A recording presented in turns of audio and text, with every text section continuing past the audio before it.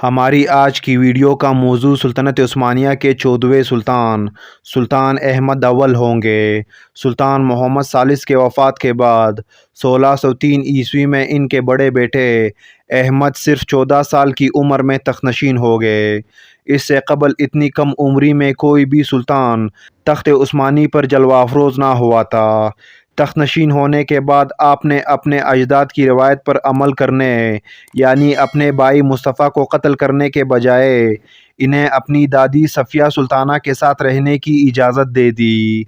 حکومت سنبھالتے ہی سلطان احمد نے نہایت بے باکانہ اور نڈر فیصلے کیے، جس کے سبب ان سے توقعات کی جانے لگی کہ سلطنت عثمانیہ کا آئندہ دور نہایت شاندار اور کامیاب ہوگا۔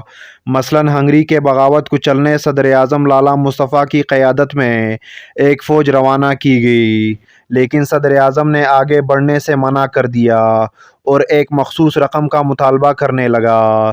سلطان احمد نے اس کے جواب میں صرف یہ پیغام بھیجا کہ اگر اپنا سر عزیز ہے تو فوراً روانہ ہو جاؤ، اور صدر اعظم کو اس مہم پر روانہ ہونا پڑا۔ سلطان سلیم ثانی کے دور سے حرم کو امور سلطنت میں بہت کچھ دخل حاصل تھا، جبکہ مراد ثالث اور محمد ثالث کے عہد میں عنان سلطنت زیادہ تر خواتین سلطنت کے ہی ہاتھوں میں تھی۔ حرم کی سب سے طاقتور ترین خاتون سلطانہ صفیہ تھی، جو کہ مراد ثالث کی محبوب بیوی اور محمد ثالث کی والدہ تھی۔ در حقیقت سلطنت کے ہر فیصلے پر سلطانہ صفیہ ہی کی عملداری تھی۔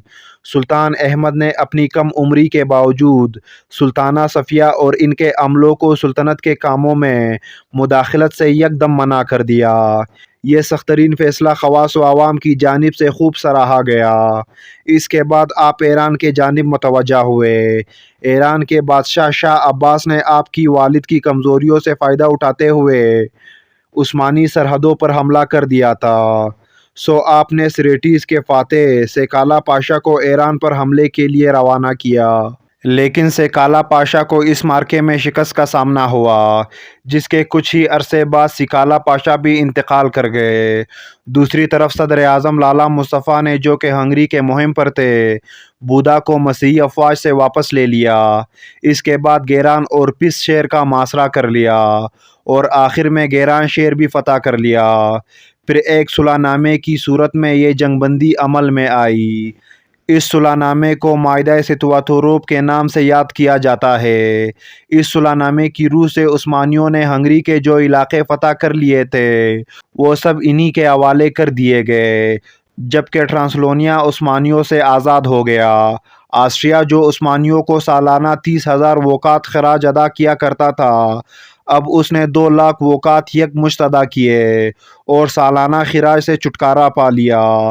اس سے قبل معاہدوں میں سلطنت عثمانیہ کو فریقین میں ایک امتیازی حیثیت حاصل ہوتی تھی، جبکہ یہ معاہدہ اس طرح ترتیب دیا گیا کہ جیسے آسٹریا اور سلطنت عثمانیہ 2 برابر کی قوتیں ہو۔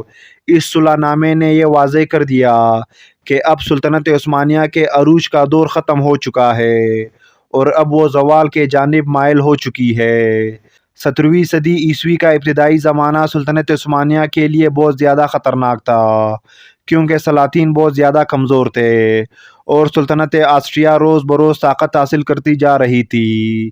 لیکن اس سے قبل کہ وہ سلطنت عثمانیہ کی اس کمزوری سے فائدہ اٹھاتے، 1618 عیسوی میں جرمنی میں ایک عظیم الشان مذہبی جنگ چھڑ گئی اور آسٹریا اس میں پس کر رہ گیا۔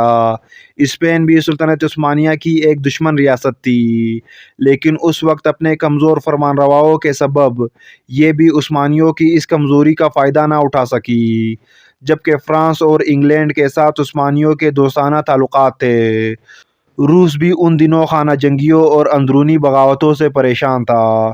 ایسے میں سلطنت عثمانیہ کے صرف 2 یورپی دشمن تھے، ایک پولینڈ اور دوسرا وینس، مگر یہ دونوں اتنے طاقتور نہ تھے کہ سلطنت کو کوئی بڑا نقصان پہنچاتے۔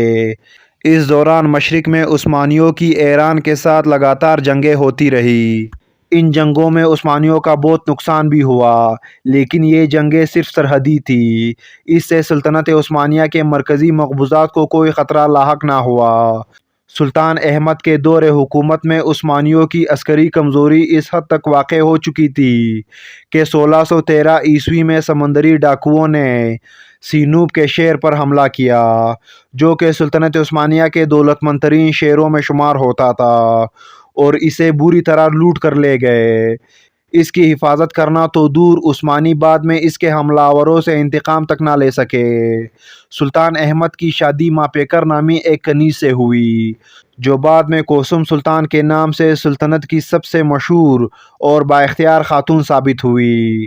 سلطان احمد مسجد الحرام اور مسجد نبوی میں تعمیرات کے حوالے سے بھی کافی مشہور ہے۔ اس کے علاوہ غلاف کعبہ استنبول سے روانہ کرنے کی رسم بھی آپ ہی نے شروع کی۔ استنبول میں واقع نیلی مسجد یعنی بلو موسکو بھی آپ ہی کا ایک تعمیراتی کارنامہ ہے۔ 1617 عیسوی میں سلطان احمد نے 28 سال کی عمر میں وفات پائی۔ آپ کے بعد آپ کے بھائی مصطفیٰ تخت پر براجمان ہوئے۔